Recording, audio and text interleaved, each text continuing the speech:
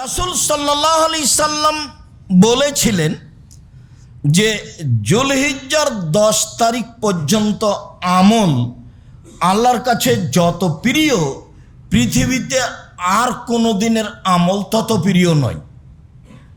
তো সাহাবীগণ বললেন, জেহাদও কি নয়? তো আল্লাহ রাসূল বললেন, না, জেহাদও নয়। তবে কেউ যদি আল্লাহর পথে গিয়ে শহীদ হয়ে যায় আর ফিরে না আসে, সেটা ভিন্ন কথা।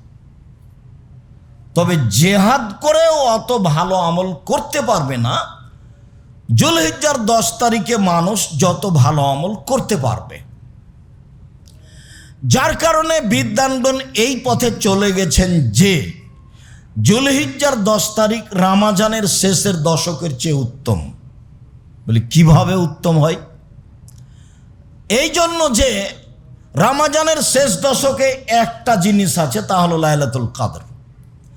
আর যুলহিজ্জার প্রথম দশকে 3টে জিনিস আছে। 1, কুরবানি, বিশাল ব্যাপার। 2, হজ। 3, আরাফা। যুলহিজ্জার 10 তারিখে 3টে কাজ বড় বড় আছে, যেটা ভিন্ন ভিন্ন জান্নাতের বড় বড় মাধ্যম। যার কারণে এই 10 দিন উত্তম বেশি। তো এই 10 দিনের ইবাদত আল্লাহর কাছে সবচেয়ে বেশি উত্তম অন্য যে কোনো দিনের চেয়ে। তাহলে আমরা যুলহিজ্জার 10 তারিখ পর্যন্ত কি আমল করতে পারি? তাতে একাধিক দিন বলা হয়েছে। তার 1 নম্বর আমল হলো সিয়াম। যুলহিজ্জার 1 তারিখ থেকে 9 তারিখ পর্যন্ত একটানা সিয়াম থাকাতে অভ্যাসী হতে হবে। যুলহিজ্জার 2 নম্বর উত্তম আমল হিসেবে বলা হয়েছে দান, সাদাকা, দান, যেটা একাধিক দিন বলেছি, আজকের জন্য নতুনভাবে বলার প্রয়োজন করে না। তবু এতটুক যে রাসূল সাল্লাল্লাহু আলাইহি সাল্লাম যখন ঈদের মাঠে গিয়ে মহিলাদের পাশ দিয়ে যাচ্ছিলেন, তখন বললেন, ইয়া মাশার নিসা তাসাদ্দাকনা ফাইন উরিতুকুন্না আকসারান নার। মহিলারা তোমরা দান করো, আমি তোমাদের অধিকাংশ দেখি জাহান্নামী।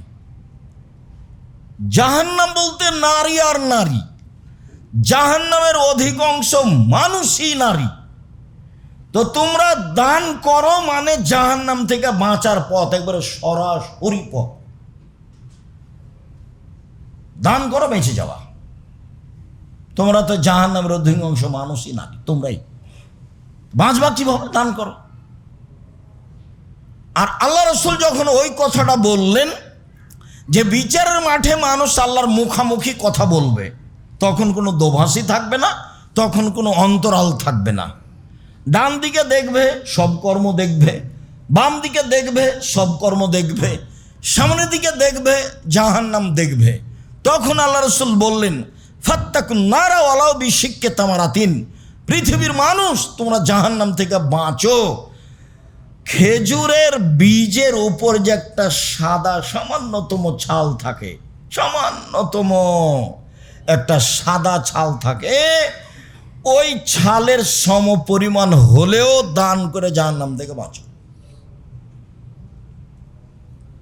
তাহলে বোঝা গেল যে সরাসরি জাহান্নাম থেকে বাঁচার পথ দান, সেটা কম হোক আর বেশি হোক, ফিসাররাই ও জাররাই, সচ্ছল অসচ্ছল, সচ্ছল অসচ্ছল, সচ্ছল অবস্থায় অসচ্ছল অবস্থায়, যার যা কুলাই। কারো কুলায় 10 লাখ, কারো কুলায় 10,000, কারো কুলায় 10 টাকা, কারো কুলায় একটা কয়েন। যেভাবেই হোক না কেন, তার বুঝ অনুপাতে। এটাও বুখারীর হাদিস, আগেরটাও বুখারীর হাদিস, বুখারী মুসলিম। মানে বাঁচো জাহান্নাম থেকে এইভাবে। তো যুলহিজ্জার 1 থেকে 10 পর্যন্ত, 13 পর্যন্ত 2 নম্বর কাজ হলো দান।